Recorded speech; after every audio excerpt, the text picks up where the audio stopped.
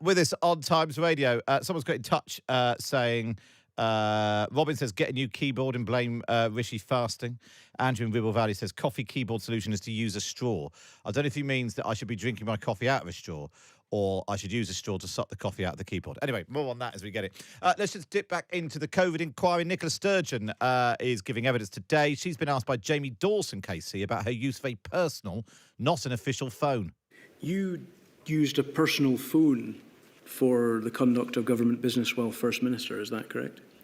Yes, I did. Mm-hmm. And you never used a government-issued phone, is that right? We've heard evidence from a variety of ministers that they seem to use phones from a variety of different sources, some Scottish Government, some personal, some Scottish Parliament-issued phones. Is it appropriate, in your view as the former First Minister, that ministers are conducting business on phones that are not government-issued phones? It was never suggested to me at any time during my period as First Minister that it was not appropriate. The reason I used a personal phone was that I didn't want to have multiple devices. It was never suggested to me that was inappropriate, and I don't believe it was inappropriate. That was Nicola Sturgeon giving evidence to the COVID inquiry. Plenty more on that throughout the show and throughout the day here on Times Radio. Now, if you were listening to the show yesterday, you'll know that I'd been fasting for 36 hours like Rishi Sunak, eating nothing. Well, that was until he went on this morning and told Rylan and Rochelle Humes that when it comes to fasting, he's quite loose with the rules. So I wish I was as disciplined as has been reported, first thing to say. So like all of us, I start the week with the best of intentions and then you hit contact with reality at some point. Now, I try on a Monday after an indulgent weekend to try and have a day of fasting and pull back. Yeah, it's not totally nothing, but largely nothing. Yes. And then pick it back up. Do you have the odd nut? I do have the odd nut, exactly, that kind of thing. I knew it. I knew it. Straight on. I mean, I think we'll start with the best of intentions. We all do, right? Yes. But then things happen. But I think my problem is I love sugary things. So I eat a lot of sugary pastries and all the rest of it the rest of the week. And I like my food. I don't exercise as much as I used to because of the job. Yeah. So that is the thing. You like a little reset. So the little reset at the beginning of the week, little detox. Yeah. Anyway, it turns out it's not only eating nuts. My number 10 source tells me he also eats apples. Well, some of you have got in touch about this. James and Ellie in Dorset, they did the proper fast from 7 o'clock on Sunday night until 7 a.m. yesterday. James weighed himself and lost 4.2 pounds. That can't be right. His wife claims to have lost 1.5 pounds. And they're going to do it again every month. No, for the rest of this month. To see if they can... lose more weight. Derek got in touch yesterday saying he'd been doing a Rishi and was about to use a croissant to break his fast. But now we learn that Rishi Sunak is a big liar, Derek. Derek, how do you feel? I feel absolutely gutted. You know, he's just like the rest of the politicians, Empress Nikolaya and buffoon Boris. How did you find the fasting, Derek? Well, I found it through hearing about it on the radio. What do you mean? Do you normally do the fasting? Have you done it before, Derek? Yeah, I normally have dinner and don't have anything till lunch. Lunch is a big thing in Portugal. Oh, I bet it is. So will you be doing fasting in future, but with nuts and apples? No. Oh, God, apples. I know, it's unbelievable. I'm as shocked as you, Derek. Well, Derek, thank you. Well done for sticking at it and doing it properly. Well, that was great, actually. One day I'll lose some weight with it. Well, very good. Derek, nice to speak to you. Can I tell you about a rumour I've just heard? Is it legally sound? Yes, legally. Go on. I hear there's a big rumour that they're going to make kimchi a Class B drug. Well, I'm not surprised. It nearly blew the top of my head off. Good to speak to you, Derek. Thank you for that. Oh, he's gone. Lovely. Right, now it's time for this. Where is it? Come on, Aina. Come on. PMQs, pre-packed on Times Radio. PMQs pre-packed, lovely. Jane Garvey's here for this feature, which is really bedding in now, I think, Jane. Totally, yeah. You come in and predict what's going to come up at PMQs. Well, here's what I'd like asked. Yes, go on then. Okay, so Keir Starmer can ask Rishi. I mean, Rishi's got lovely gnashes. but Teeth, yes, that's true. He has got lovely gnashes, but self-confessed real interest in sweet stuff. Eats a lot of it. I think he said himself, didn't he, just then? He eats too much of it. Yeah. How does he get those lovely teeth? Has he seen an NHS dentist? If so, Very how? good. Because the rest of us can't. Oh, very good. Because I think people really care about that at the Yeah, moment. yeah, yeah. Anecdotally, I'm here to tell you they really do. Is the government considering cutting public spending in order to allow for some tax cuts to hurl at us on March the 6th in the budget, in the light of what the IMF had to say? Conscription, Citizens' Army, I think that's interesting. Was Mr Sunak in the CCF at Winchester? Do we know? We know that the much lamented, well, he's not late, but the much lamented Boris Johnson would definitely sign up. Would Mr Sunak do the same? Very good. Look forward to that. So I'll be with you just after 3 o'clock for PMQ's Unpacked. I don't have a high strike rate, but I'm ever hopeful. Well, the scoring system, I think it's fair to say, is still evolving. So Say that anything can again. happen, Joe. Yes, thanks. Lovely stuff. Jane Garvey will be here with Fee Glover from 3 o'clock this afternoon. I'll join them just after that, where we'll work out, was Jane right about what was going to come out at PMQs. Right, so stand by. Get your YouTubes on. Get on the Times Radio YouTube. I'm going to try and dry out the keyboard. PMQs Unpacked is next on Times Radio. On DAB digital radio, on the Times Radio app, and on your smart speaker. Politics from every angle. Times Radio. It's 12 o'clock. I'm Matt Chorley, and this is Times Radio. In a moment, PMQ's Unpacked, but first a look at the headlines this lunchtime. Nicola Sturgeon's told the COVID inquiry she did not use WhatsApp to make decisions during the pandemic. She's been questioned in Edinburgh and said she thinks about the impact of her decisions every day. She's admitted deleting some messages, which have since emerged in the early stages of the inquiry. The Home Secretary's told MPs that the number of people who might be sent to Rwanda could be, in his words, quite low. 33,000 people are eligible, but James Cleverly's told the Home Affairs Committee that other work could reduce that figure by limiting small boat crossings. Andrea Leadsom, a government minister, says some friction in trade between the UK and the EU is a small price to pay for sovereignty. New checks on fresh food and flowers are expected to cause delays and extra costs. And Port Vale Football Club has said Robbie Williams has not made a bid to purchase the club, and there have been no conversations about it. They confirmed he did become president of the club at the weekend and is exploring positive projects with them, but the current owners remain fully committed. There'll be more news in an hour, but now live on Times Radio and on the Times Radio YouTube channel, it's time for this. PMQs Unpacked on Times Radio. Unpacking the politics and cutting through the crossfire. Order, order. I call Matt Chorley and Oliver Wright. Yeah, Oliver Wright is here. Times policy editor, because Tim Shimmer's not here. I was joking earlier about you've probably watched even more PMQs than I have. Oh, God. Almost certainly a decade's worth. When did you join the... Actually, longer than that, 2010. Oh, did you? Oh, I've definitely seen more than you. Oh, I started in the gallery in 2005. So I apologise. My chair's developed a weird noise. Why is it doing that? Anyway, what do you think will come up at PMQs today, Ollie? Well, I think Sunak would like Northern Ireland to come up at PMQs. You know, obviously he got the deal with the DUP over the line. Downing Street are extremely pleased with that. He would also like to talk about pharmacies, but I suspect Keir Starmer will have other ideas. And it's an interesting week. I mean, migration might be something that Starmer wants to talk about, but we'll have to see.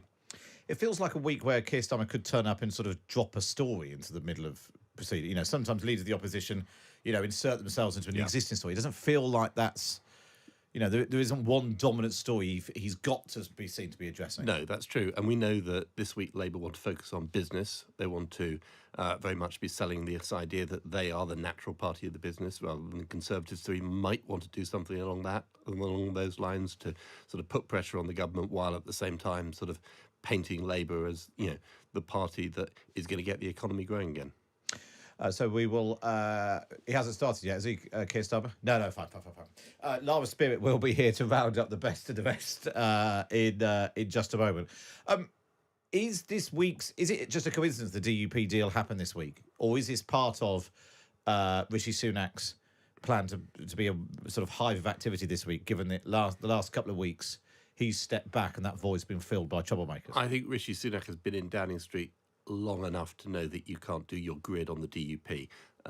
This is something that's been in the offing for several weeks. I think the government hoped that it would happen earlier than it actually did. I think there was some suggestion that it might have happened last week, but the DUP is not to be rushed into saying yes to anything.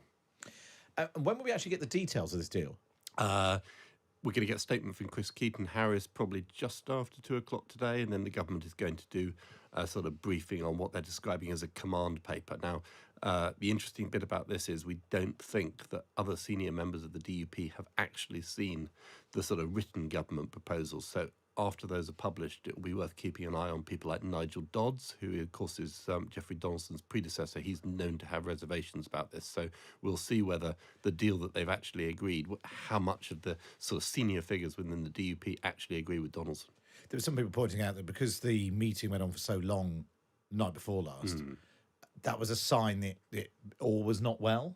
I think all is not well. I think, Donaldson has wanted to do this deal for quite a long time, but he is aware that, there is a very large segment in his party that will not be happy with whatever sort of compromise he thinks he's won. He hasn't got what he stated at the outset. I don't think under any objective sense the DUP's 7 tests have been met, but I think the deal that he has got, he realises it's the best that he's going to get and has decided that, the gamble is worth taking.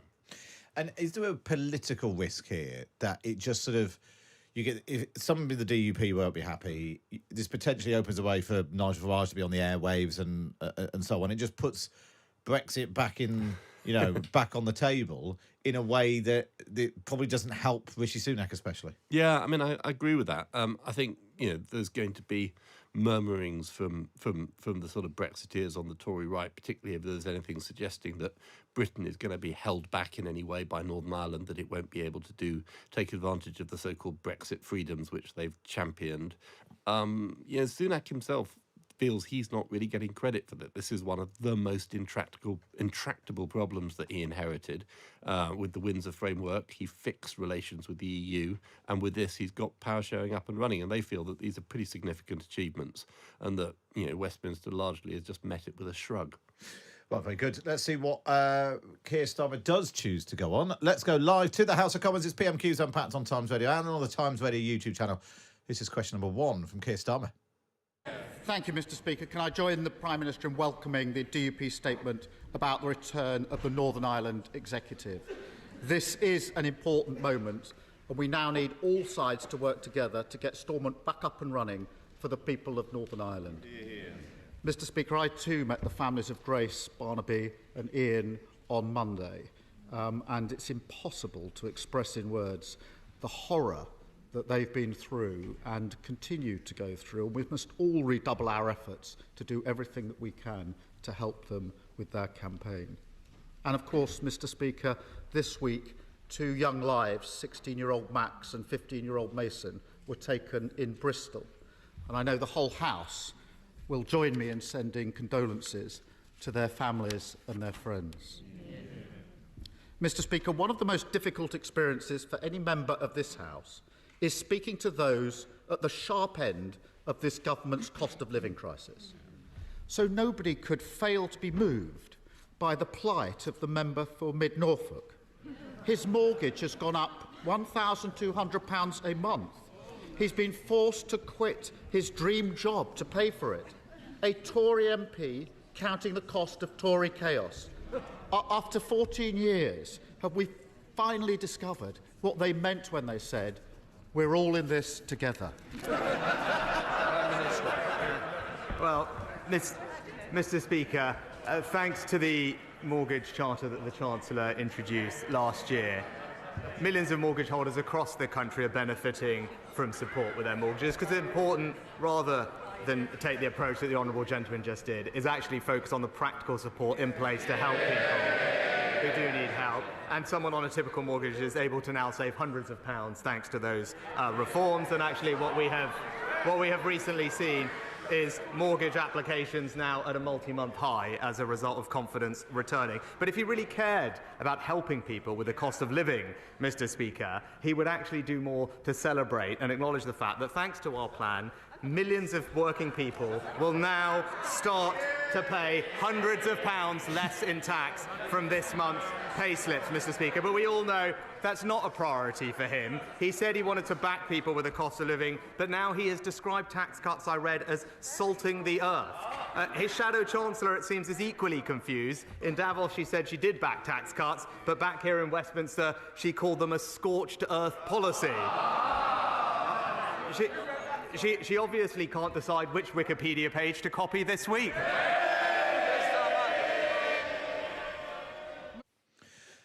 So I suppose the risk for Keir Starmer, Ollie Wright, is that by asking about the cost of living crisis, which is obviously a big concern, it does give Rishi Sunak an excuse to talk about the national insurance cuts, which have just come into force, which the government thinks not enough people know about. Yeah, it was a slightly awkward segue by the Prime Minister, but he had his pre-prepared pulled it lines off. on tax Yeah, he got cuts. there. He pulled it off. But it's quite good from Starmer's point of view to highlight this case of George Freeman, who kind of madly wrote on his blog that he was struggling to pay his mortgage on a £120,000 ministerial salary. And I think it is one of those stories that weirdly does resonate with people. They think, yeah, what on earth? Well, also, it's the implication that therefore he's going to go off and make loads more money and elsewhere. Sort of, and cash in on his ministerial experience, which plays within this whole idea of sort of, governmental sleaze. It's not a good look. And you can imagine people in Downing Street were pretty furious about it. And, not surprising that Starmer thought to highlight that a bit.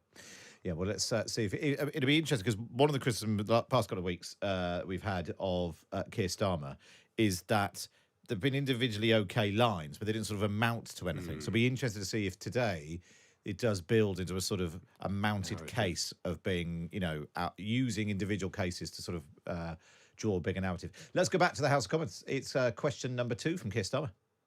Mr. Speaker, for every £2 he says he's giving people back, he's taking £10 out of their back pocket in higher tax, and he thinks they should be dancing in the street and thanking him. There are 200,000 people, Prime Minister, just like the member for Mid-Norfolk, coming off fixed-rate mortgages and paying more each and every month because they crashed the economy. Does the Prime Minister actually know how much their monthly repayments are going up by? Prime Minister, as I said, Mr. Speaker, someone on a typical mortgage of about £140,000 with 17 years left is currently paying around £800 as a result of the ability to extend their mortgage term or switch to a 6-month-only interest-only mortgage. They will be able to save hundreds of pounds, and that is someone on the average mortgage, Mr. Speaker. But again, Mr. Speaker, he says he cares about the cost of living. The thing that would have the biggest impact on everyone's cost of living is the fact that his ideas to spend £28 billion, which we had just confirmed this morning by a shadow Treasury Minister, I heard, confirmed that they remain committed to them, but he has no plan to pay for this £28 billion, Mr. Speaker. No plan at all. And that's typical Labour economics, because they want to keep the spending but drop the payment plan. And I actually saw at the weekend their former leader, his mentor, was clear that they'll make their sums add up with tax rises on people's assets. Their homes, their pensions and their businesses. It's the same old Labour Party, Mr. Speaker. No plan and back to square one with higher taxes. Oh, we need it back to square one. Ring-a-ling-a-ding-dong.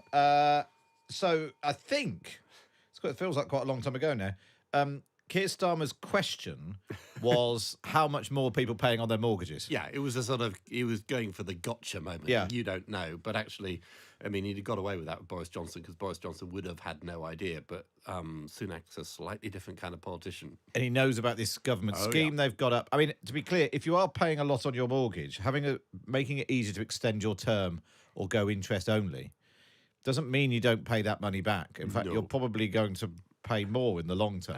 So it's good if you are in trouble, but it's not necessarily a solution to the problem. No, it was very much a sort of sticking plaster to get round the to get around the problem than to try and actually reduce repossessions, which is what they were really worried about at the time when they introduced that scheme. And we haven't seen those in the same way that we have done in the past. No, and actually the government deserves some credit for that alongside the industry. They did actually sit down, they worked out a package, and the view was that these are people in normal times who would be able to afford their mortgage, but they can't just at the moment because of high interest rates. And the thought was that if you could put some measures in place that would sort of tide them over that period, they would be able to keep their home. And so far that's worked. I suppose ironically, what that's done is stunted or perhaps elongated the length of time that interest rates have had to go up, because the whole point of interest rates going up was to put the squeeze on people's spending to try and bring down inflation. You want to squeeze a bit, but not too So if you've got the Bank of England putting them up, and then over here the government's introducing a scheme to limit the squeeze, then you end up potentially elongating. I thought the other interesting thing is Sunak's attack on Ed Miliband's point about going after your assets. Yeah. That's the first time I've heard them really talk about that. That was in the Sunday Times at the weekend, wasn't it? Yeah, An interview the with first Ed time, Miliband. and you can see, at this point, you see what Sunak is trying to do, and Starmer to a lesser extent. They're trying to test out campaign arguments, campaign slogans, what works, what doesn't work, and they use PMQs quite a lot to do that. Yeah. So you could see this coming up time and time again, I suspect. And I suppose it's one of those things where, is it better to be accused of having a £28 billion plan which doesn't have any detail, or is it better to give some detail and go, now it turns out you're going to go after your assets? It's an interesting debate there. Right, let's go back to the House of Commons. It's actually bringing you PMQs Unpacked with Ollie Wright as well this week. Let's go back to the House of Commons. There's question number 3 from Keir Starmer. Mr. Speaker, they've crashed the economy, mortgages are through the roof, they've doubled the debt, and he thinks he can stand there and lecture other people about fiscal responsibility. But he didn't answer the question. Hundreds of thousands of people are coming off fixed-rate mortgages and facing huge mortgage increases. And the Prime Minister won't even do them the courtesy of answering the question. No, he didn't. So I'll ask him again. I was very clear at the beginning. It's Lindsay Hoyle again. And I mean that my constituents to hear it. If yours don't, please leave. Keir Starmer. Does the Prime Minister have any idea how much mortgages are going up by this month for those coming off fixed-rate mortgages? Prime Minister. Well, again, I'll just point him back to my previous answer, Mr. Speaker, as I went him through.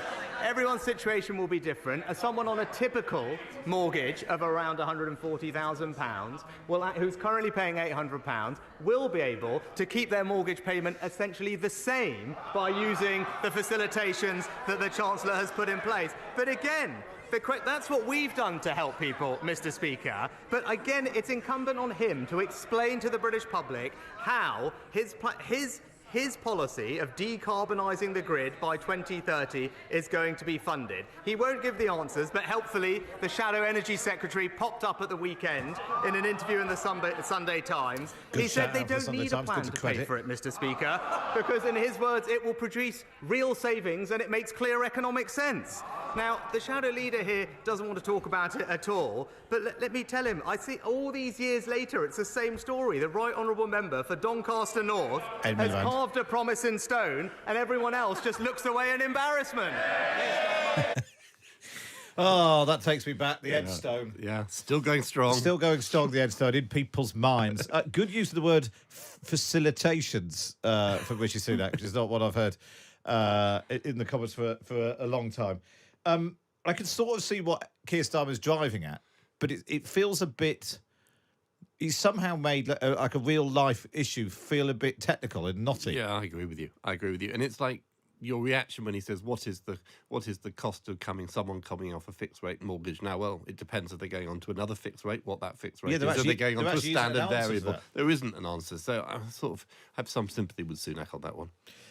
And again, he's just actually given Rishi Sunak an opportunity to repeat the government scheme that's been put in place. Yeah. And then go on the attack after Ed Miliband again. Lindsay Hoyle popping up there to tick MPs off. Actually, before PMQs even got going, he apparently told MPs to exercise restraint, saying recent exchanges have been lively to the point where it's becoming difficult for colleagues to hear what is being said clearly.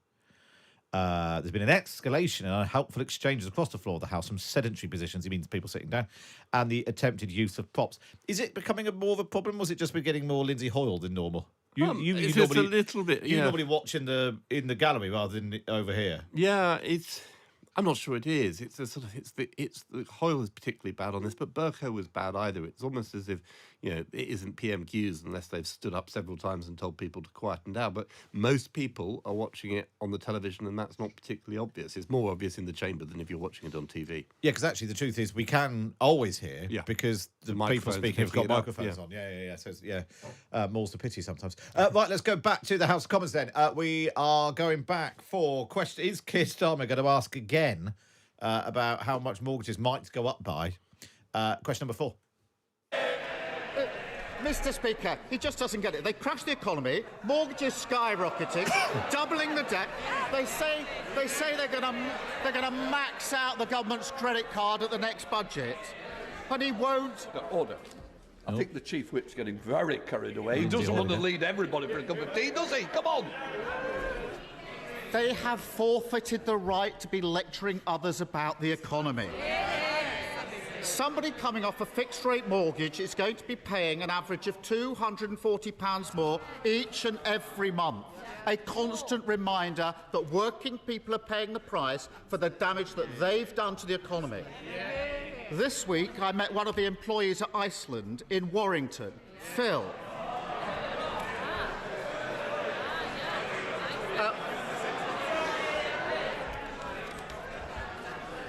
Quite a long pause again. I'm sure Phil would be... Lindsay Hall's... Mr Gibson. Sorry. No, Lizzie Hall Mr Starmer. is up again. Order. It's not totally clear what's happening. The same voice keeps appearing again. It won't appear anymore. So I'm just letting you know now. Keir Starmer. It was Simon Hart, the Tory Chief Whip, who was telling us laughing at an before. employee I'm at not sure who that Iceland is now. who's struggling with his mortgage. Shame.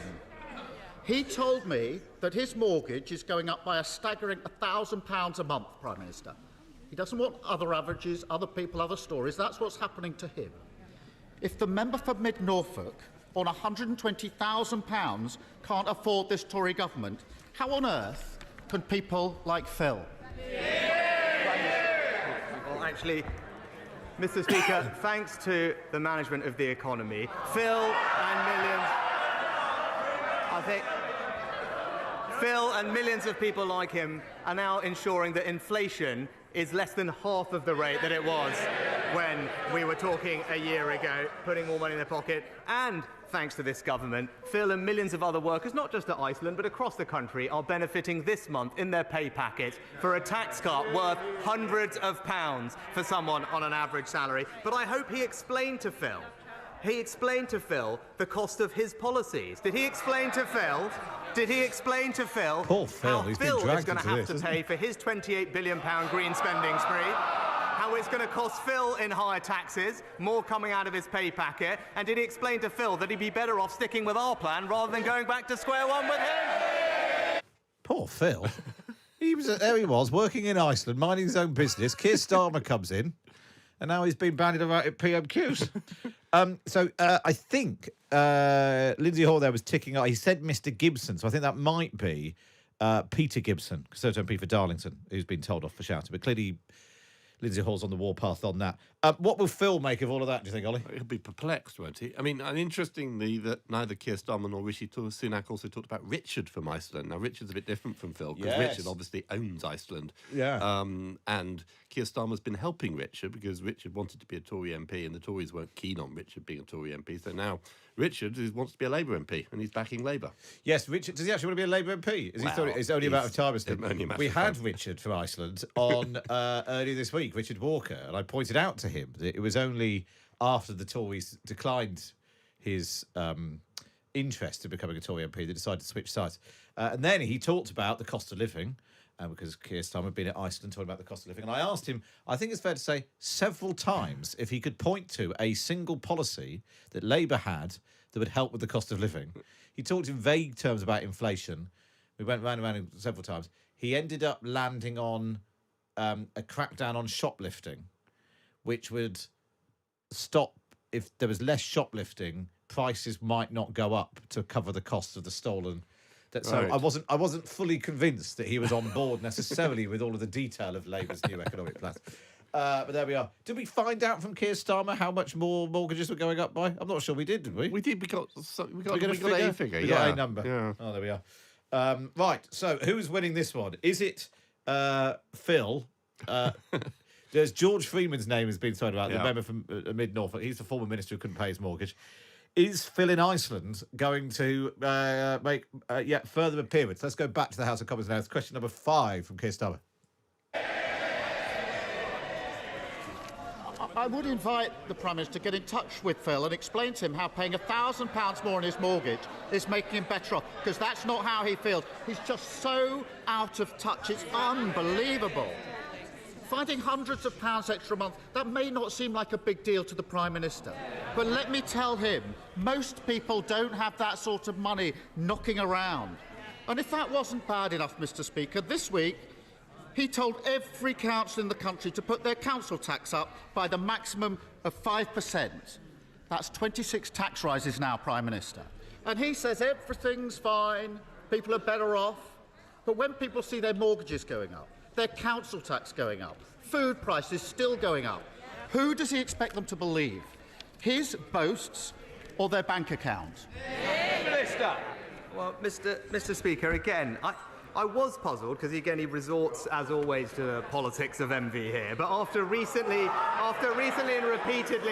and repeatedly attacking not just me but the government for lifting the bonus cap, I was genuinely surprised to see that the Shadow Chancellor just today has announced that she now supports the government's policy on the bankers' bonus cap. I don't know if he mentioned that to Phil when he was having a chat with him, but I'm sure he can fill us in. But I can tell him that trust and economic credibility come from sticking to a plan. But it's becoming clear you cannot trust a word that he says. And again, when the Shadow Chancellor says or claims that they won't borrow much, they won't raise Phil's taxes, we now know that those promises simply, again, they just aren't worth the Wikipedia page they were copied from. I mean, not a bad joke, albeit one that's about 5 months late. Yeah. So that was about how Rachel Reeves wrote a book about pioneering women. And it turned out quite a lot of it had come from Wikipedia. Yeah. And the Tories really tried to hammer the copy and paste Shadow Chancellor, which didn't really take off. Poor Phil. I mean, everybody is going to be trying to find Phil. Phil's going to be very... I just showed Keir Starmer where the chicken nuggets were. I didn't realise that I was my life. I have to tell him my life story. Phil, if you're listening and you want to get in touch, or if you know Phil who works, where is it? Is it Darlington? Yeah, Iceland. Iceland, Darlington. Was it in Darlington? Have I made that up? If you're Phil from Iceland, or if you're any Phil, maybe you're listening in Iceland. 87222, start your message with the word Times. Do get in touch in the usual ways. An audacious move by Rishi Sunak to turn Keir Starmer's attacks on his personal wealth into the politics of envy. Yeah, and to bring up the banker's bonus as well. I'm not sure that does any favours to anyone. I think most voters would be equally annoyed with what the Tories have done on the bankers' bonus as they would with Rachel Reeves. Although, to be fair, there were quite decent arguments as to why you should get rid of the bankers' bonuses, because it just encourages banks to pay people in other ways which are less productive. But, yeah, it's not going to be a vote winner for either the Tories or for the Labour Party. And clearly Rachel Reeves just smuggled that out this week, hoping that no one returned to it. How do you? We've only got one more question left on it. How do you think it's going so far? Oh, I think Sunak deserves credit for weaponising Phil. Yeah. I think, Starmer comes in with Phil, but it's Sunak who comes back with Phil this and that and the other, which is, quite good sort of improvisation on his part. Somebody's just messaged in, why did Phil borrow so much at low interest rates? Did he not realise they would go up? Poor Phil. Now we always many of us have been in that boat. Or the live stream, people are liking Phil.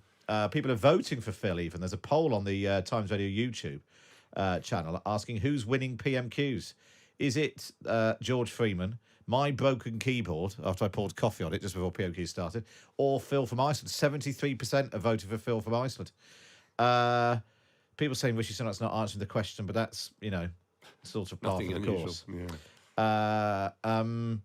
It's interesting because normally the Prime Minister, when confronted with a sad story about a real person, would go, it's terrible, sorry, and I will certainly look into the case and I'll pass that on to my colleague or whatever. But yeah, Phil's been weaponised. Yeah, very much so. He's going to join, the pantheon of people. Because who was the guy? There was a guy I'll try and remember. They might have been called Phil. There was someone at a TV leaders debate, I'm going mad, in Plymouth, I'm going to say, who... No, I've gone mad. I think all the party leaders were all sort of latching on to this one person's... Because they're all told in TV debates to sort of repeat... I blame Nick Clegg. Nick Clegg, yeah. He was the one who started this. Yeah. Because someone told him in the prep, what you want to do is when Jean asks the question, you say, well, Jean, and you try and engage with Jean. But now politicians do it, and it all makes do you it. cringe. It's like Jean. Yeah, it was quite good for the first couple of times, but... well, so far, this has been all filler, no killer. Let's go back to the House of Commons. That's why they pay with the big bucks. Mr. Speaker, I actually didn't expect him to be laughing at Phil. I did not expect him to be laughing at Phil. Not addressing. It's like when Labour people were laughing at Lee Anderson. Look, I made this statement very clear. Oh, Lindsay Hall's back. I don't want... Prime Minister, it's very serious that we make sure that people here... Even Rishi Sunak's now laughing at the opposition. Lindsay Hall. It matters to the people who watch the proceedings of this chamber. And it's not good in the behaviour that seems to be carried out. Prime Minister. The Prime Minister just doesn't get how hard it is for millions of people across the country like Phil. That is the primary problem. Struggling with their mortgages, their bills, the spiralling cost of living. And the Prime Minister's response is never to take responsibility, show contrition, or even any level of basic understanding. He's so detached, he thinks he can paint a world in which their problems simply don't exist. The problem is he can't even fool his own MPs, let alone anyone else. The member for Mid-Norfolk says he's exhausted. That's back to he's George looking Freeman forward again. to new opportunities outside of Parliament. Why doesn't the Prime Minister do him a favour, call an election, so he and the whole country can move on? Well, Mr. Speaker, thank you, Mr. Speaker. But whether it's Phil, whether it's everyone else across the country, the plan that we're putting in place is working to help people, and we're making progress. Just this week, taking action to stop children from vaping. Just this week, ensuring that people can visit their pharmacies to get the healthcare they need, freeing up millions of GP appointments. And just this week, millions of working people starting to see hundreds of pounds of tax cuts delivered in their pay packet, Mr. Speaker. That is a plan that is working. All he's offering is £28 billion of tax rises. And that is the choice, Mr. Speaker. It's a brighter future with us, or back to square one with them. So we got the slogan there, a sort of party political broadcast from Rishi Sunak at the end. Yeah. An illustration that this week the tactic in number 10 is to do lots of things. Busy, you know. Yeah, it's that bit in PMQs which they always plan in advance, which is the soundbite that they hope will get clipped up for the evening news. That was that. That was what that was at the end. Now, here's an interesting question. The Labour Party have clearly identified they want to fight on the economy. I'm not sure that they've quite got the message. The message they're trying to land. The language, it felt a bit muddy. I mean, aside from Phil, it was Warrington, by the way, not Darlington. So if you're in Warrington, Iceland right now, if you could ask for Phil, maybe you can get in touch. Have the Labour Party got their own economic message beyond pointing at the Tory party and going, oh, look at that? No, I don't think they have, and I think that is one of the weaknesses. And, you know, you saw that in the autumn statement when the government announced tax cuts. Labour didn't want to differentiate themselves. They didn't want to say, we're not going to do that. I suspect when you get tax cuts in the budget, they're not going to want to differentiate. All they're really saying on the economy is, we can be trusted. And you crash the economy. They want to run that old battle, which has really been going since Liz Truss. That is the line of attack, not this is our great plan, because, you know, they've learnt their lessons from history. If you have a plan on the economy, you've got something to attack. Look at the 28 billion. So this is interesting. I was just looking at YouGov's polling of the party most trusted on the economy. The Conservatives are on 22%. The Labour Party are on 25%. And on 26%, don't know. Yeah. So it's not like the Labour Party have sealed the deal on the economy, even though everyone says it's the economy's stupid and it's going to be the big, ultimately how the economy is doing will decide the outcome of the election. But if you don't know is doing better than anyone. But if you were Labour looking at those figures, you would be quite heartened because, traditionally when it's come to elections, Labour have always been slightly behind the Tories on the economy. It's always been one of their strong points. And, the fact that Labour do have that significant lead, even if it's a vast majority of people saying they don't know, is actually pretty good news for Starmer. Yeah, actually, if you go back to the 2019 election, the Tories won 39% for the best to handle the economy, the Labour Party 18%. Yeah. So they might have neutralised it rather than sort of... and I think that they'll be happy with that. David says, for Phil's mortgage to have gone up by £1,000, he must have a mortgage of £300,000 to £400,000, which might be unlikely for an Iceland worker. I mean, we don't know, David, but it's good you're doing Maybe his wife's a high crunching the earner. numbers on that. Right, exactly. Maybe there's another. Yeah, maybe he's running. Maybe he runs Iceland. We just don't know. Does It's Phil, a pseudonym for Richard. Yeah, does Phil want to get in touch? 872 start mess the word Times. Lara Spirit will be here to round up the best of the rest. That's next here on Times Radio. Politics without the boring bits. Matt Chorley on Times Radio. My name is Dr. Rachel Craven. I'm an anaesthetist and trustee of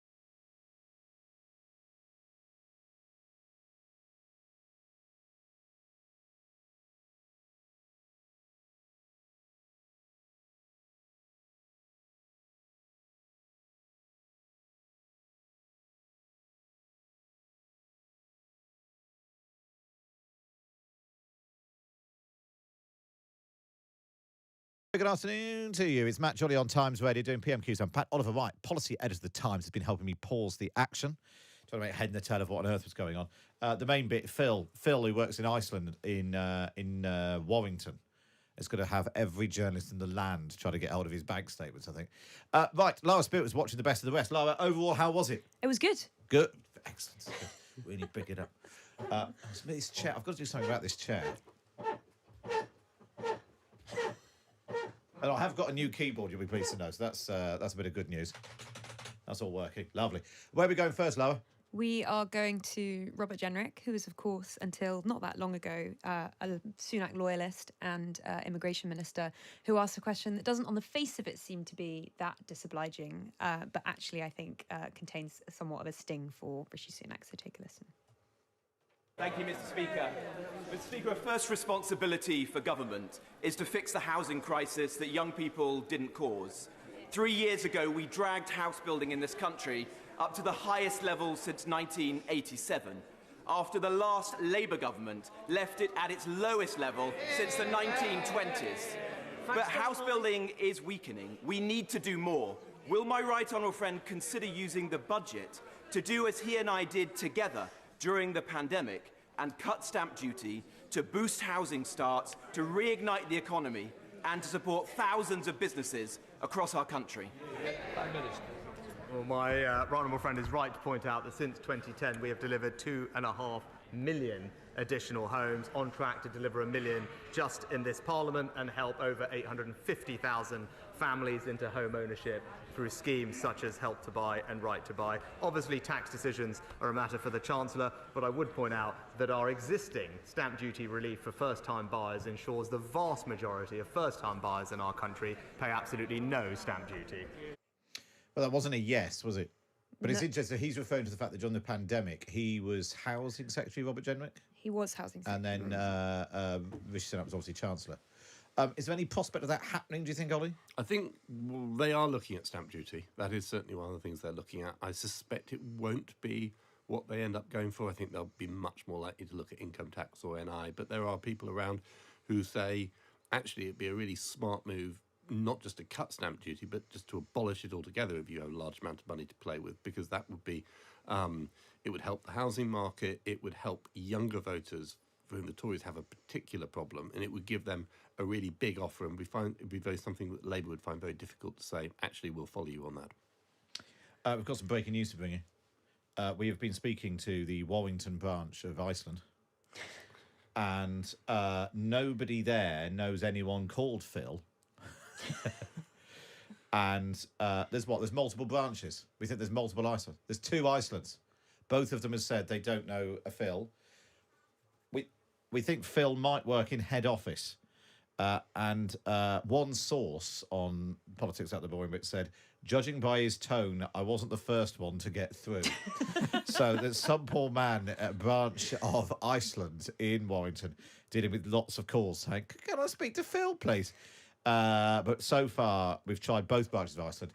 Phil is not there. Lara, where are we going next? We are going to Sir Ed Davey, of course. Now, this is interesting because he is yet to show his face during Prime Minister's questions since he came under quite a lot of scrutiny for his role as the responsible Post Office Minister during the coalition government.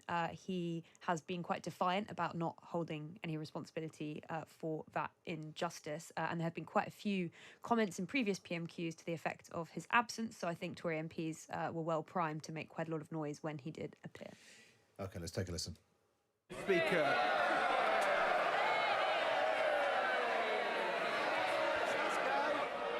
Order. And David, my constituent Millie, a wheelchair user, had a serious accident at a sporting event. Millie was left waiting on the floor in pain for over 2 hours before an ambulance arrived. During her months in hospital since, she's been dropped badly multiple times, left stuck in her bed for days at length. She's even been told to soil herself when there's no one to take her to the toilet. Before all this, Millie was living independently and working, but the prospect of her returning to work is being destroyed by the crisis in the NHS and care system. I'm sure the Prime Minister will agree that no one should ever have to go through what Millie has, so will he look again at our proposals to make sure every patient gets the high-quality care they need? Prime Minister. Well, Mr. Speaker, I'm very sorry to hear about Millie's case, and if there are specific aspects of it that need to be examined, I'm sure the Health Secretary will follow up with the Honourable Gentleman. And more generally, we want to make sure everyone gets the care they deserve, which is why we're not just investing record sums in the NHS, but ensuring that there are record numbers of doctors, nurses, and new innovative forms of treatment like surgical hubs and virtual wards, all of which is showing that ambulance times that he mentioned are lower today than they were this time last year. So Rishi Sunak there responding in the way that the Prime Ministers normally do, with a sad independent case, and saying he would look into it. I suppose it was quite a smart question, if we're being completely cynical, from Ed Davey, asking about the most serious case, so that basically people had to stop barracking him, given that he'd dodged PMQs up until now. Yeah, I think Ed Davey will have known that as a matter of basic decency, Tory MPs probably will have stopped jeering relentlessly at him if he asks a question like that. I think certainly not one of the weeks for a question where it's possible to continue jeering had he asked something so overtly partisan. So not massively surprising, I think. I think we've got time for one more. One more? Yeah, we could do Deanna Davison. Is that right?